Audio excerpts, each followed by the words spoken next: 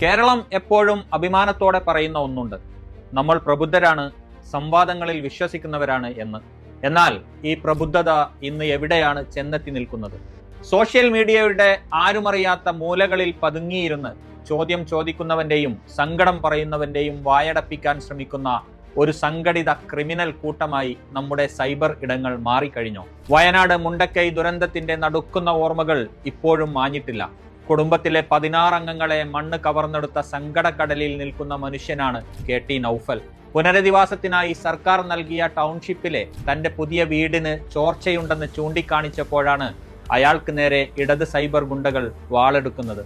പോകേണ്ടത് നീയായിരുന്നു, വേറെ വീട് നോക്കിപ്പോ സുഡാപ്പി എന്നിങ്ങനെയുള്ള അങ്ങേയറ്റം ക്രൂരമായ പരാമർശങ്ങൾ കൊണ്ട് ആ തകർന്ന മനുഷ്യനെ വേട്ടയാടുകയാണ് ഇക്കൂട്ടർ.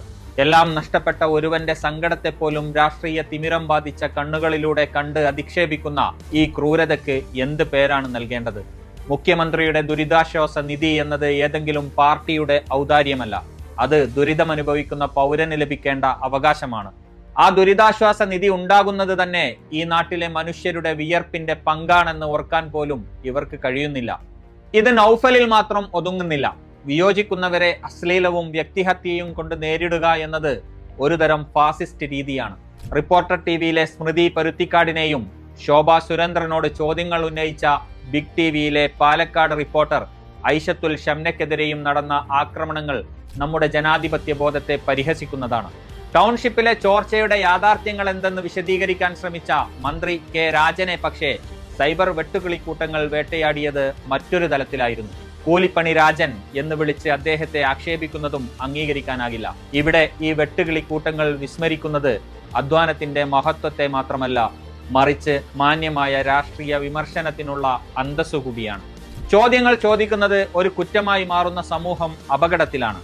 സ്ക്രീനിന് പിന്നിൽ മറഞ്ഞിരുന്ന് ആരെയും എന്തുമാകാമെന്ന ഈ അഹങ്കാരം വിനാശകരമാണ്. ഇന്ന് ഇരയാക്കപ്പെടുന്നവർ ചിലപ്പോൾ നൗഫലോ സ്മൃതിയോ ഷംനയോ ആകാം, എന്നാൽ നാളെ അത് നിങ്ങളുമാകാം. സ്വന്തം വീടിന്റെ വിള്ളൽ കാട്ടിക്കൊടുത്തതിന് ഒരു പൗരനെ സൈബർ ഇടത്തിൽ വിചാരണ ചെയ്യുന്നത് പ്രബുദ്ധ കേരളത്തിന് ഒട്ടും ചേർന്നതല്ല. നമുക്ക് വേണ്ടത് ചോദ്യങ്ങൾ ചോദിക്കാത്ത അടിമക്കൂട്ടത്തെയല്ല, മറിച്ച് വിവേകമുള്ള പൗരന്മാരെയാണ്. സൈബർ ആക്രമണങ്ങൾ കൊണ്ട് ഒരാളുടെയും നാവടപ്പിക്കാൻ കഴിയില്ലെന്ന് ഇക്കൂട്ടർ തിരിച്ചറിയണം. നമ്മൾ ഇന്ന് മിണ്ടാതിരുന്നാൽ നാളെ ഈ ആൾക്കൂട്ടം നമ്മുടെ വീട്ടുവാതിൽക്കലുമെത്തും. അസഹിഷ്ണുതയുടെ ഈ വൈറസിനെ നമുക്ക് പ്രതിരോധിച്ചേ മതിയാകൂ. കാരണം ജനാധിപത്യത്തിന്റെ ജീവൻ നിലനിൽക്കുന്നത് ചോദ്യങ്ങളിലാണ്, അത് നിശബ്ദതയിലല്ല.